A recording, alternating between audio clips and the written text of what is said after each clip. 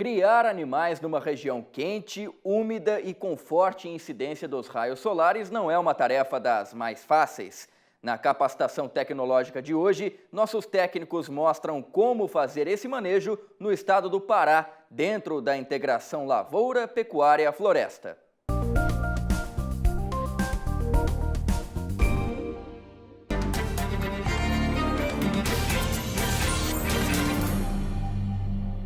Olá pessoal, eu sou Gladys Beatriz Martinez, pesquisadora da Embrapa Amazônia Oriental, no estado do Pará. Eu venho hoje conversar com vocês e trazer um pouco da nossa experiência de um projeto de transferência de tecnologia que nós desenvolvemos na Amazônia, mais especificamente no estado do Pará. No estado do Pará, nós contamos com formalmente quatro unidades de referência tecnológica e, dentre elas, essa de Terra Alta, que é de propriedade da Embrapa, no campo experimental, Paragominas, nos municípios de Paragominas, Marabá e Belterra. Vocês podem observar que, como essas unidades de referência tecnológica, elas se destinam basicamente à pesquisa e principalmente ao treinamento de produtores e técnicos, nós conseguimos tê-las basicamente numas regiões que são de maior produção, ou melhor, maior produção, sem contar o sul do Pará, que já começa a ser trabalhado e influenciado pelo Centro-Oeste. Eu gostaria de destacar num primeiro momento, essa foto me parece muito interessante, apesar de ela ter sido feita num dia bastante sombrio, mas que a importância dos sistemas de integração lavoura, pecuária e floresta, não só e unicamente como recuperação de áreas degradadas, mas também, mesmo a área não estando degradada, a necessidade na região amazônica de termos uma proteção para os animais por conta da alta temperatura, alta umidade e alta radiação solar. Então, os animais de produção, eles necessitam um melhor conforto para que eles possam produzir da melhor forma possível, ou seja, que o produtor possa extrair o máximo desses animais com o mesmo custo de produção. Aqui é um exemplo dentro do mesmo município, onde nós temos o eucalipto e junto com a forragem, o sistema silvopastoril. É interessante observar que se a gente olha essa foto, é difícil entender qual é o produto mais importante para o produtor, ou a madeira ou então o gado, porque os dois estão sendo desenvolvidos de uma forma intensa nesta propriedade. E é um exemplo para a região. Bem, eu repito o mapa agora várias vezes, porque eu gostaria muito que vocês tivessem em mente quais são o que nós vamos apresentar agora, e alguns resultados e algumas fotos, bastante ilustrado, eu gostaria que vocês identificassem. Então, esse mapinha vai aparecer a cada momento que a gente mudar de município. Então, nós vamos falar um pouquinho agora sobre Paragominas. Essa aí é a nossa unidade de referência tecnológica e nós implantamos 3 espécies florestais. Nós temos aqui o eucalipto, nós temos aqui o paricá e nós temos aqui, que não aparece, mas depois eu tenho outras fotos, o mogno africano. Esse trabalho foi implantado em 2009, março de 2009, na época das chuvas, e entre linhas de 22, 21 e 20 metros. Nas entrelinhas foi cultivado no primeiro ano o milho, no segundo ano a soja e nos outros 2 anos seguintes o milho também. Bem, eu gostaria que vocês ficassem bem atentos a essas fotos, porque na terceira foto vocês já vão entender o que eu questiono. Em março de 2012, o eucalipto já foi o último ano agrícola e o eucalipto já estava com 3 anos de idade. Nesse momento, a gente já começa a perceber que o eucalipto ele já não demonstra, além de crescimento, a formação da copa, mas a gente percebia em alguns indivíduos que ele não demonstrava, na verdade, estar em sua plenitude de desenvolvimento. E aí, em novembro deste mesmo ano, uma seca muito grande realmente surpreendeu, aí vocês podem ver até os restos culturais aqui ainda, e surpreendeu como ele sofreu. Até então, pensávamos que seria em função da seca naquela região. Porém, quando a chuva veio, já em 2014, a gente observou que a maioria, 40% mais ou menos, eu tenho esses dados, eles não estavam realmente vivos. Nós perdemos grande quantidade dessas árvores. Nós implantamos lá naquela região um clone, o GG100. Esse era o recomendado na época, porque em outras regiões do Brasil e até do próprio Amazônia se desenvolveu perfeitamente e teve um avanço muito grande, comparável até às produções do Sul. Entretanto, naquela região, não foi só a área da Embrapa, mas também muitos produtores perderam e acabaram cortando essas árvores. Aproveitaram, claro, como nós vamos aproveitar essas áreas, este ano a gente deve fazer o corte para carvão. Então, para fins energéticos, mas de qualquer forma não era esse o objetivo do produtor. É interessante que esse produtor, ele colocou uns animais de uma forma empírica na pastagem e ele muito satisfeito que tinha ganho 300 gramas a mais em cada animal por conta do sombreamento. Mas não tomem como uma realidade, porque não se sabe o delineamento, não se sabe quantas cabeças de animal hectare ele colocou. Então, mas só pela felicidade de sentir o retorno em relação ao sombreamento. Volto um pouquinho. Lição aprendida. Temos que pesquisar muito mais para que possamos indicar qual o melhor clone no caso de eucalipto, como se comporta as espécies florestais. Então, nós tivemos durante 3 anos se desenvolvendo relativamente bem e no 4º, 5º ano a gente começa a perceber os problemas e a mortandade também.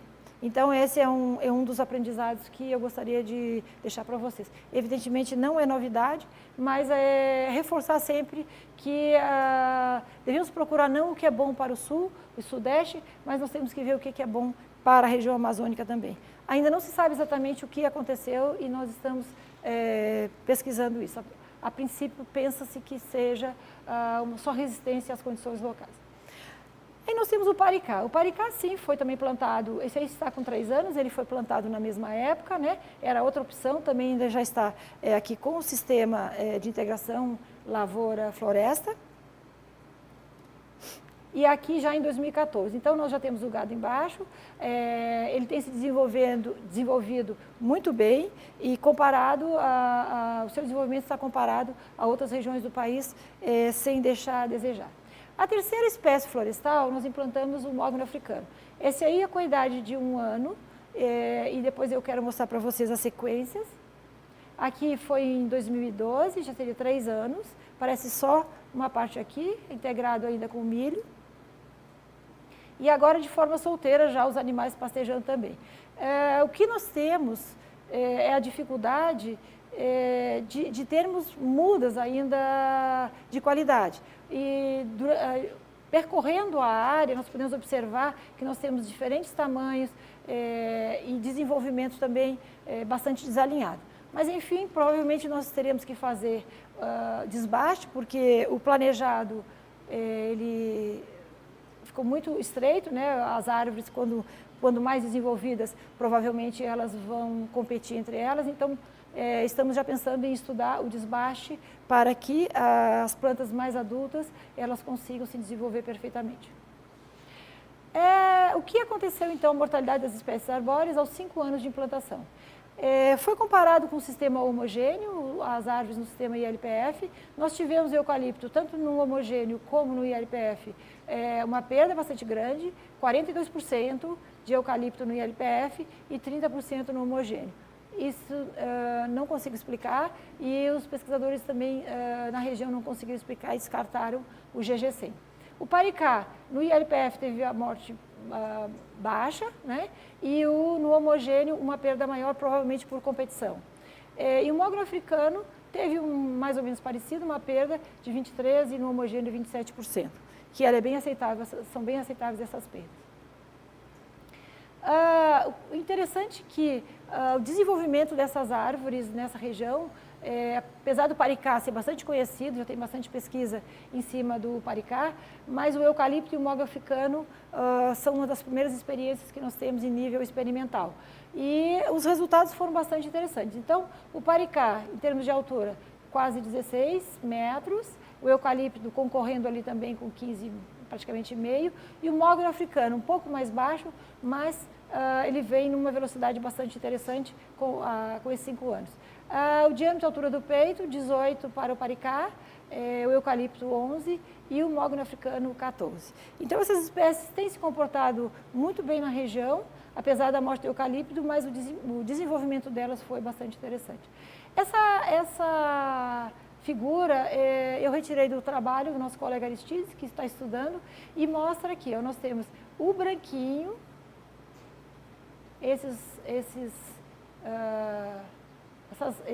essas marcas brancas aqui é do ILPF e esse aqui é homogêneo. A gente percebe que para o eucalipto, no sistema de integração, ele desenvolveu, em termos de altura, né, gente? Olha aqui, nós estamos falando da altura das plantas.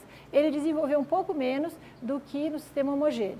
Para o paricá, a mesma coisa. Porém, para o mogno africano, no sistema de integração lavoura, pecuária, floresta, ele se desenvolveu mais rapidamente.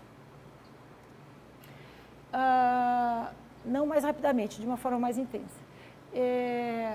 Agora, no caso do diâmetro e altura do peito, nós tivemos os mesmos comportamentos aproximados para o eucalipto, porém, para o paricá, houve um desenvolvimento do diâmetro maior do que em sistema homogêneo, e do mogno africano, o mesmo comportamento. No sistema de integração lavoura, pecuária, floresta, houve um maior desenvolvimento do diâmetro e altura do peito, DAP. Aí nós já vamos para a Belterra.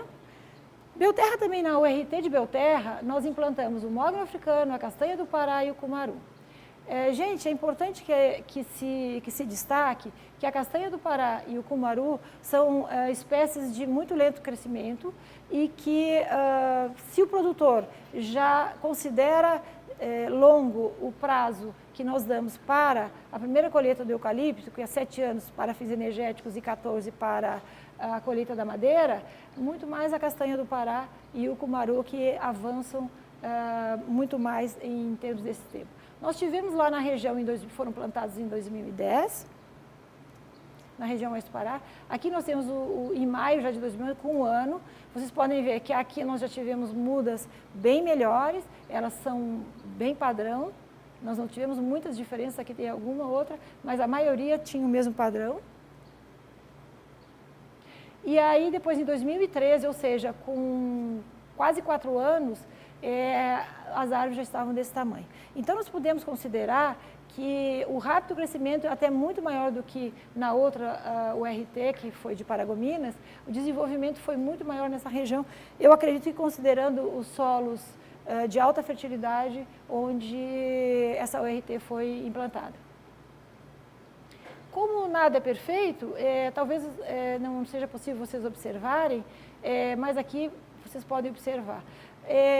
Em torno de 2 a 3% das árvores plantadas de mogno africano, elas têm um problema que ainda não foi detectado, mas sugere-se que seja lignina, que ocorre um certo amolecimento, ou seja, a planta tomba sem efetivamente cair, ou seja, a raiz permanece no solo, mas há um amolecimento e ela tende a cair. Sugere-se também que seja a copa muito pesada, que força com que a planta tenha essa tendência à queda. Mas nós não acreditamos porque as outras todas se encontram eretas e eu acredito mais que possa ser um problema de lignina. Aqui nós temos a castanha do Pará. Que tristeza nos primeiros anos. O produtor só voltava a chorar, né? De tanto que nessa área ele olhava e as plantas pequenininhas. E aí nós temos, foi em 2010 até 2013, então o produtor já estava para passar o trator nessa área, porque não acreditava que essas mudas poderiam, essas plantas poderiam chegar a um volume, a uma altura bastante considerável. Entretanto, depois eu mostro os gráficos, em 2014 ela teve um crescimento bastante acelerado.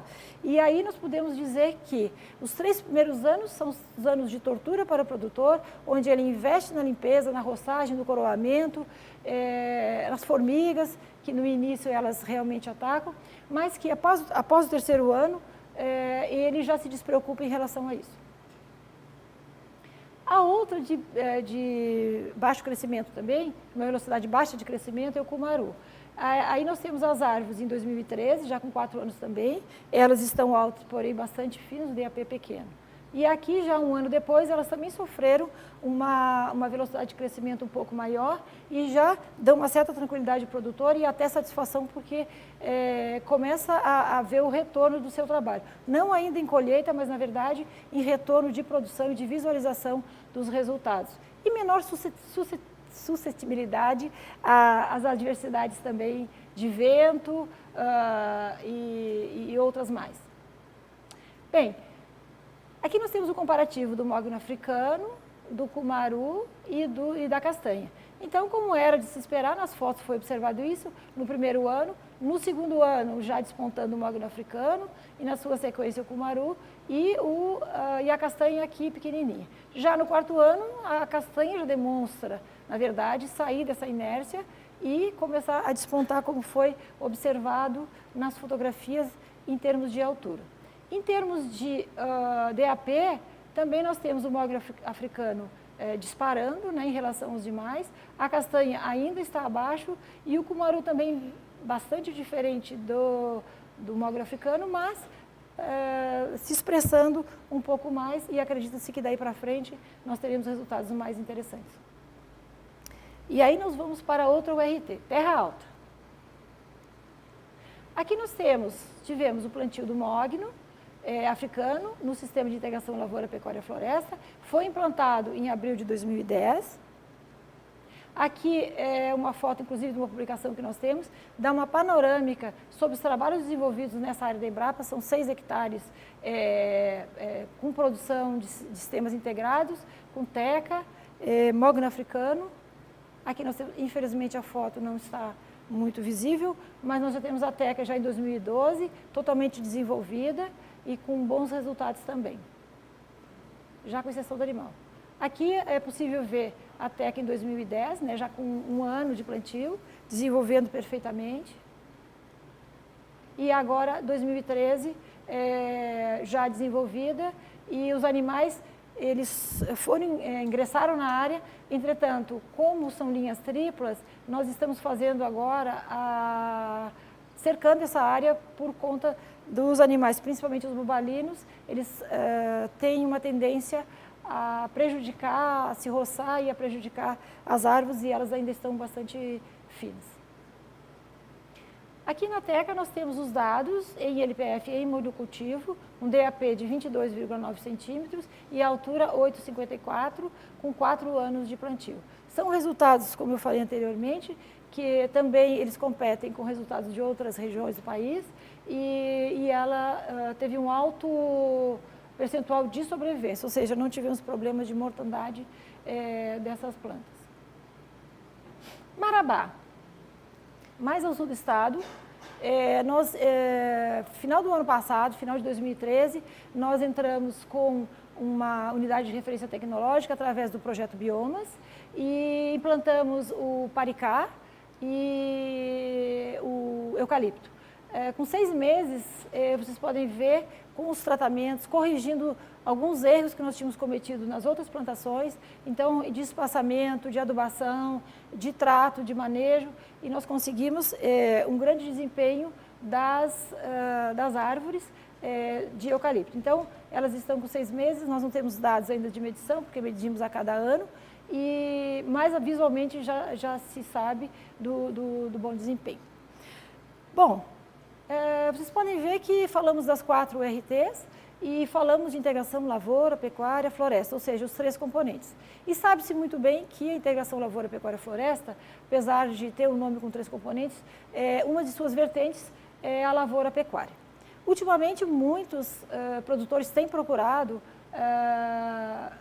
os resultados de pesquisa em lavoura pecuária por conta de recuperação de suas áreas sem inserir o componente florestal.